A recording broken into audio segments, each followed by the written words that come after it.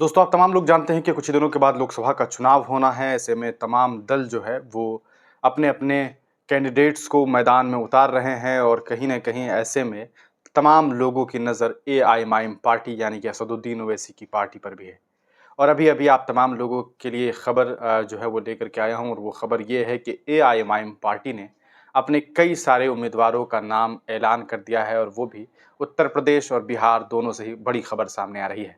आप तमाम लोग जानते हैं कि पिछले दिनों असदुद्दीन ओवैसी साहब हैदराबाद से सीधे उत्तर प्रदेश के लखनऊ पहुंचे थे और वहां पर उन्होंने एक नए गठबंधन का ऐलान किया था और वो गठबंधन उन्होंने जो है वो पल्लवी पटेल के साथ किया था। पल्लवी पटेल के साथ उन्होंने एक नए मोर्चा का ऐलान किया और उसका नाम रखा पीडीएम यानी कि पिछड़ा दलित मुसलमान। हालांकि आप तमाम लोग जानते हैं कि इससे पहले पीडीए नाम का मोर्चा जो है वो अखिलेश यादव ने जो है वो बताया था कि उनका एक मोर्चा है पीडीए, जिसके तहत वो पिछड़ा, दलित और अल्पसंख्यक की बात कर रहे थे, लेकिन उनके अल्पसंख्यकों में मुसलमानों का जिक्र शायद नहीं हो पा रहा था। इसी वजह से असदुद्दीन ओवैसी ने एक नए मोर्चा का ऐलान किया जिसका नाम पीटीएम रखा गया और उसके तहत उन्होंने उत्तर प्रदेश में पल्लवी पटेल के साथ गठबंधन किया और पल्लवी पटेल को ये जिम्मेदारी कहीं न कहीं उन्होंने दी कि आप चुनाव लड़िए, हम आपके साथ खड़े हैं, हम दोनों मिल कर के चुनाव लड़ेंगे। वहीं अगर बात करें बिहार की, तो बिहार में एक सीट जो है किशनगंज, वहाँ से एआईएमआईएम ने पहले ही ऐलान कर दिया था और ये बातें तमाम लोगों को समझ में आ रही थी कि अख्तरुल इमान साहब वहाँ से चुनाव लड़ेंगे।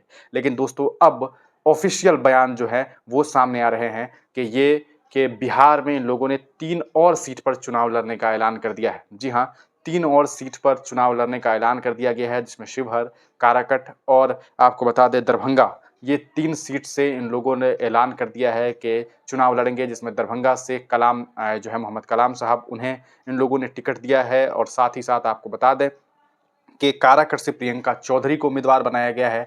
वहीं शिवहर से राणा रणजीत सिंह को जो है चुनाव लड़वाया जा रहा है। राणा रणजीत सिंह को आप तमाम लोग जानते हैं, उनका पूरा का पूरा पॉलिटिकल करियर रहा है। पूर्व में उनके पिताजी भी जो है वो पॉलिटिक्स में रहे और लंबा करियर जो है इन लोगों का पॉलिटिकल फैमिली रहा है। तो ऐसे में ये खबर सामने आ रही है कि पीडीएम ये एक खबर सामने आ रही है कि एक तरफ इनका जो गठबंधन है वो कहीं न कहीं जो है बिहार में ये लोग गठबंधन नहीं कर पाए थे, लेकिन इनका गठबंधन चूँकि उत्तर प्रदेश में हुआ है तो उसके तहत पल्लवी पटेल ने भी आज कुछ नाम जारी किए हैं, जिसके तहत लगभग 6 से 7 सीटों पर एआईएमआईएम ने चुनाव लड़ने का ऐलान किया है।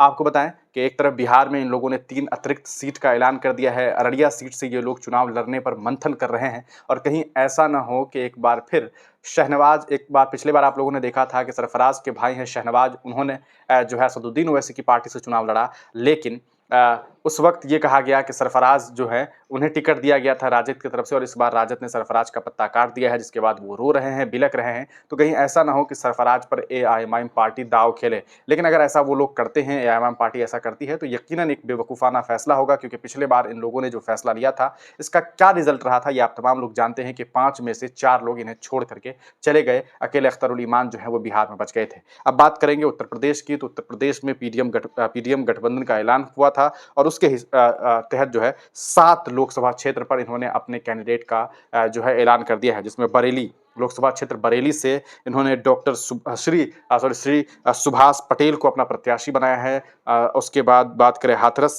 से डॉक्टर जयवीर सिंह धनगर को इन्होंने टिकट दिया है। वहीं फिरोजाबाद से एडवोकेट प्रेमदत्त बघेल को इन्होंने टिकट दिया है। रायबरेली से हाफिज मोहम्मद मुबीन साहब को जो है टिकट दिया गया है और साथ ही साथ फतेहपुर से श्री राम किशन पाल को, भदोही से प्रेमचंद बिंद को, चंदौली से श्री जवाहर बिंद को, यानी कि इन 7 कैंडिडेट का जो ऐलान किया गया है उसमें एक मुस्लिम कैंडिडेट जो हैं वो रायबरेली से हैं, हाफिज मोहम्मद मुबीन साहब। उसके अलावा जो 6 कैंडिडेट हैं वहाँ पर जो है हिंदू भाइयों को टिकट दिया गया है। तो ये भी एक बड़ी बात है कि एक तरफ एआईएमआईएम जो है उस पर सिर्फ ये इल्ज़ाम है, ये आरोप है कि वो सिर्फ मुसलमानों के प्रतिनिधित्व की बात करती है। वहीं जब आप उनके गठबंधन को देखेंगे, पीडीएम गठबंधन को देखेंगे, तो टिकट देने वालों का अगर नाम जो सामने आ रहा है, टिकट जिन्हें दिया गया है, तो अगर उस नाम को आप देखेंगे तो 7 सीट में सिवाय रायबरेली के बाकी जितने सीट्स हैं वहाँ पर नॉन मुस्लिम को टिकट पीडीएम गठबंधन ने दिया है।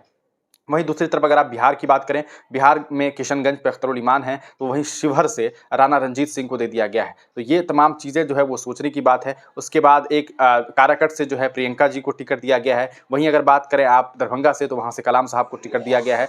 अब इसके अलावा और अन्य सीट्स पर किसे किन्हें ये लोग जो है वो टिकट देंगे, ये वक्त बताएगा। लेकिन अभी-अभी इन तमाम सीट्स का जो है वो ऐलान कर दिया गया है। हम तमाम लोग ये कह रहे थे कि उत्तर प्रदेश में अभी तक ऐलान क्यों नहीं किया गया है। हालाँकि इसमें कोई शक नहीं है कि उत्तर प्रदेश में जो एआईएमआईएम पार्टी चुनाव लड़ रही है, उसे किस हद तक वोट मिलेगी, इसको लेकर के कोई बात नहीं कही जा सकती है। क्योंकि एआईएमआईएम के जो प्रदेश अध्यक्ष हैं शौकत अली साहब, उनकी मेहनत पर हमेशा से सवाल उठता रहा है कि वो उत्तर प्रदेश में ज़मीनी स्तर पर एआईएमआईएम पार्टी की मजबूती के लिए कोई काम नहीं कर रहे हैं। वहीं अगर आप बिहार की बात करेंगे, तो बिहार में अख्तरुल इमान ने जो काम किया है, वो तमाम लोगों ने देखा है। एक सीट पर वो एज ए विधायक थे, लेकिन इसके बावजूद जिस मेहनत से, जिस लगन से उन्होंने जो है बिहार में काम किया है, वो काबिल तारीफ़ रहा। और यही वजह है कि बिहार की राजनीति में अख्तरुल ईमान वो नाम है, जिसकी वजह से चाहे वो राजद हो या जेडीयू, दोनों के लिए ही वो परेशानी बन चुके हैं। और सीधे-सीधे वो जो है दोनों ही पार्टी को अपनी लड़ाई दे रहे हैं। और किशनगंज की जो सीट है, वो त्रिकोणीय मुकाबला वहाँ से दिखाई दे रहा है। एक तरफ कांग्रेस जो है डॉक्टर जावेद साहब को चुनाव लड़ा रही है।